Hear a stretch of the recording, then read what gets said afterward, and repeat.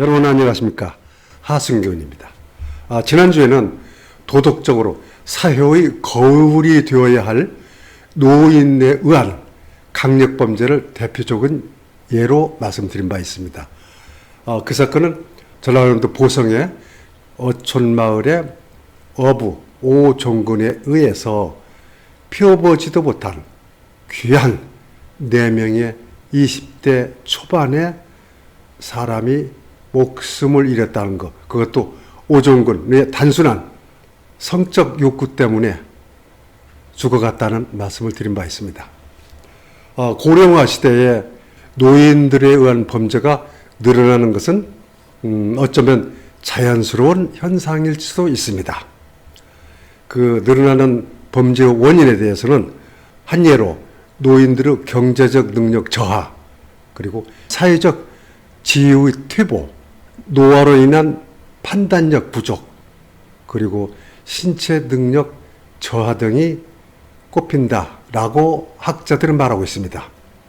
미국 CNN 방송은 2019년 말 국내에서 배포한 자료를 근거로 빠른 속도로 증가하고 있는 한국의 노인 범죄라고 국제면 머릿 기사로 보도한 바가 있습니다. 이렇듯 우리 국내 노인 범죄는 심각하다 할 수 있습니다. 따라서 이에 대한 강력한 대책이 요구되는 실정입니다. 오늘은 노인에 의한 강력사건 2사례를 말씀드릴까 합니다.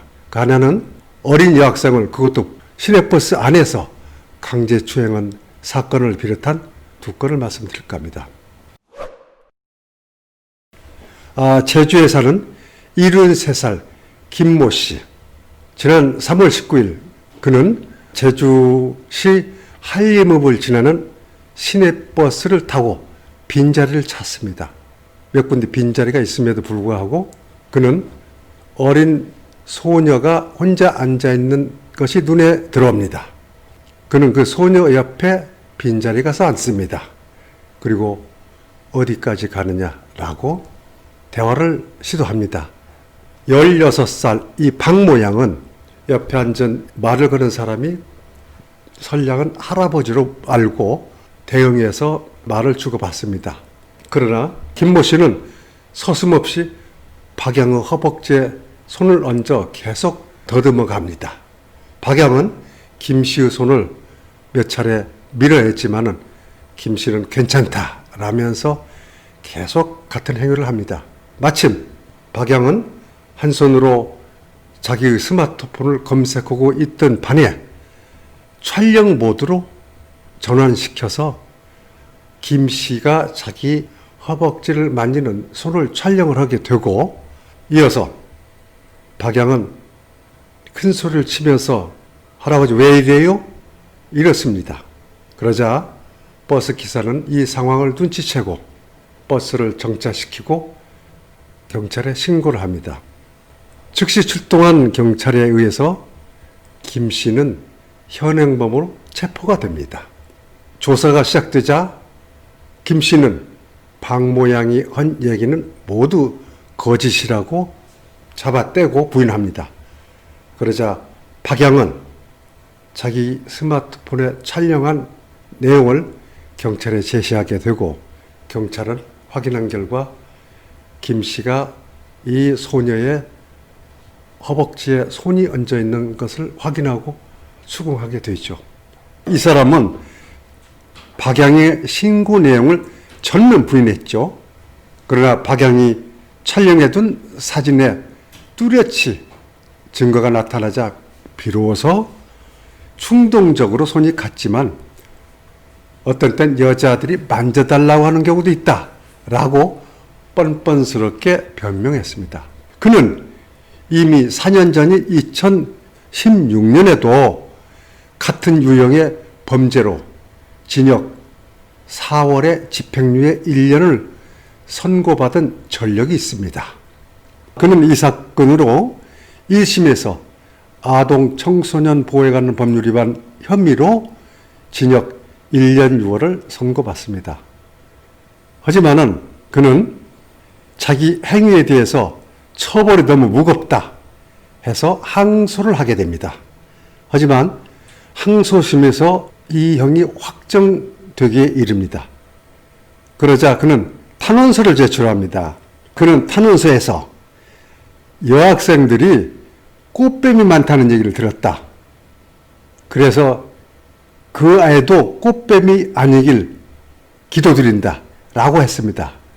기가 막히게 뻔뻔스러운 얘기입니다만은 피해자가 자신을 유혹했다 라는 뉘앙스를 줌으로써 피해자에게 두 번 욕을 보입니다.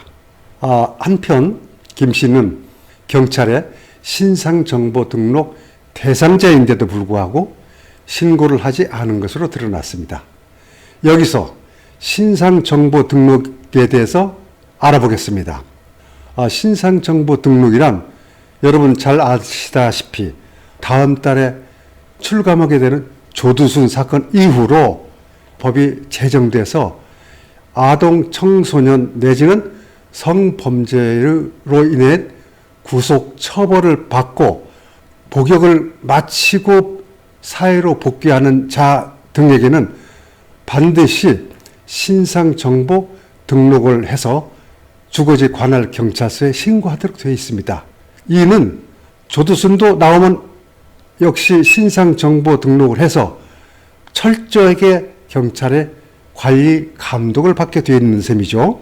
그 등록 내용은 성명, 우편번호, 또 주소, 직업과 만약 직장이 있다면 직장의 주소, 그리고 자신의 연락처, 또 키, 몸무게 등 자기의 신체 정보, 마지막으로 자기가 소유하고 있다면 그 차량 번호 등을 모두 기재해서 경찰관서에 제출해야 됩니다. 정당한 이유 없이 등록하지 않거나 또는 거짓으로 등록하거나 등록한 이후에도 주소, 연락처 등이 변경되었을 경우 이를 모두 신고해야 됩니다. 이를 어길 경우 처벌받게 되죠. 또 조두순 사건의 한 사례가 됐듯이 성범죄 목적으로 공중 화장실에 침입하거나 몰카 행위 또는 인터넷 댓글로 음란물을 남기는 경우, 이런 경우도 처벌됩니다. 두 번째 사례를 말씀드리겠습니다. 2018년 강원도 영월 춘천지방법원 영월지원에서는 지적장애 여성을 상습 성폭행한 혐의로 70대 김모 씨 등 2명에게 징역형을 선고했습니다. 김 씨에게는 징역 7년, 그리고 이 씨에게는 2년 6월을 각각 선고했죠. 마을 주민들인 이들은 70대 초반으로 2014년부터 2018년 4월까지 같은 동네에서 나고 자란 지적장애인인 김모양, 당시 이 26살입니다. 동네 비닐하우스 또는 컨테이너 박스 등으로 데려가서 번갈아 가면서 성폭행을 한 혐의로 경찰에 검거됐는데 이들 2사람뿐만 아니라 동네 주민 7사람이 같은 혐의로 검거되었습니다. 특히 이 지적장애인 피해 여성은 그 동네에서 나고 자랐는데 5살 때 아버지가 사망합니다. 그러자 어머니가 가출을 하게 되죠.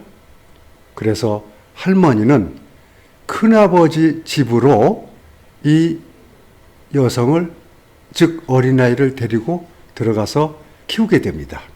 그러자 할머니마저 세상을 떠났죠. 큰아버지 이 씨는 어린 이 조카를 성폭행하기 시작했습니다. 2004년 이 소녀가 11살 때입니다. 이 소녀를 마을 주민, 당시 60살이던 김모 씨가 강간을 해서 처벌되죠. 그러자 이 소녀는 그 동네를 떠나서 보호시설에 위탁 보호를 받다가 10년 후인 21살 때 다시 이 동네로 돌아옵니다. 이때부터 주민 김씨 등에 의한 성폭행이 이어지기 시작합니다. 2015년부터 이 소년은 임신과 유산을 계속하게 되고 수시로 주민 김씨 등 7명이 돌아가면서 성폭행을 해왔으나 이 가엾은 피해 여성은 인지 능력 부족으로 아무런 하소연이나 대항하지 못했습니다. 결국 주민 김씨 등 7명은 성폭력범으로 검거돼 가지고 그중 경찰은 3명을 구속 그리고 4명을 불구속 송치했습니다. 법원은 이들 중 73살 김씨에게 7년을 또 한 사람에게 2년 6월을 각 선고했죠. 이와 같이 손 아래 사람들로부터 바른 생활을 함으로써 존중받아야 할 어른들이 파렴치한 범죄로 사회에 큰 충격과 문제점을 안겨주게 됩니다. 바라건대 노인들은 물론 정부 및 각 노인 관련 기관들은 이런 부끄러운 범죄를 예방하기 위한 각고의 노력이 필요하지 않는가 생각하며 오늘은 여기까지 하겠습니다. 감사합니다.